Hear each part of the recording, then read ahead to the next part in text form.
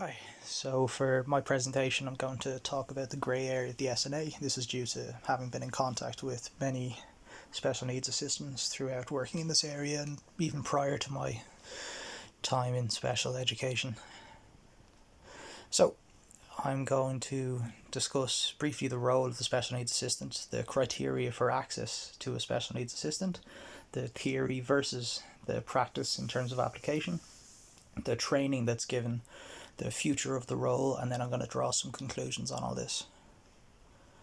So the role of the SNA is to assist children with special education needs who also have additional and significant care needs.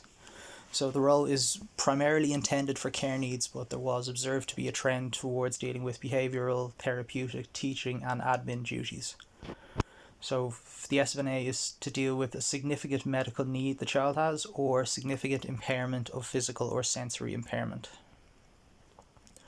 So it should be noted that not every child with special education needs requires an SNA to fully engage in a school setting. As a result, there is a certain criteria that needs to be met for the provision of an SNA. So the required care must be beyond what could be provided by teachers, peers, or environmental changes. This is designed to account for significant additional care needs. Just some of the tasks that an SNA has to account for would be assistance with feeding, medicine administration, toileting assistance, non-nursing care needs such as frequent seizures and moving and lifting of children, which just to name a few. Obviously it isn't as black and white to do with the additional care needs that could be required, so a sort of short list could never fully get them all down. The decision for the provision of an SNA decision rests with the NCSE, tying in with DESH policy. So a study was done by the NCSE in 2018 studying international practices, and it found there was no easy answers for the right model on both a national or international scale, with everyone still looking for ways to get better and no one fully happy with where they at. So it found that SNAs are not enabled to support additional needs not covered in the remit, such as social interactional needs with their peers. It found that some SNAs were required to be actively teaching, which again goes beyond the current remit, as they're not qualified teachers. They're just to be assisting with the primary care needs.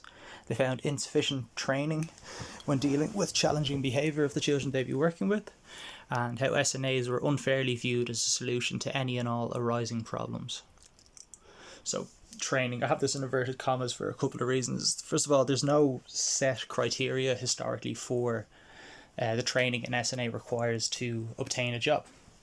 It's usually a level 5 and or level 6 courses that were predominantly done, and more recently, it's just January of this year, the National Training Programme for Special Needs Assistance was launched, which would be a 10-month programme which was run by the Department of Education. It's free for anyone that wants to partake.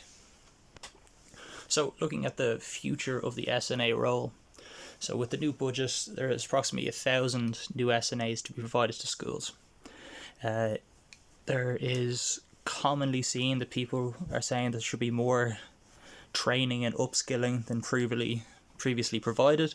Of course, they've been saying that since the inception of the position, so if it actually happens is anyone's guess. And then an interesting thing to note is the role of the SNA in a more inclusive educational system to which Ireland is supposedly transitioning.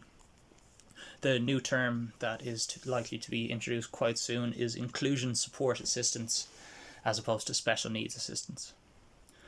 So just some conclusions I think need to be drawn is the reality of day-to-day work needs to be accepted. There is sadly children who experience highly challenging behaviour in terms of self-injurious behaviour, environmental harm, aggression towards others. They're very common, and it is part of the SNA's role, whether people will like it or not, where they have to be trained to deal with these situations because it's a fact of life.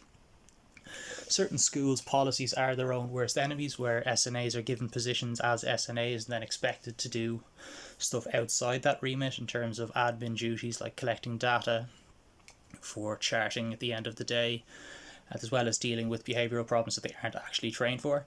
Another point I'd like to make is that a narrow remit only makes inclusion all the more difficult, in terms of if we're so rigidly defining what an SNA can and can't do, the only people that are really losing out are the children whose needs don't fit in that specific bubble.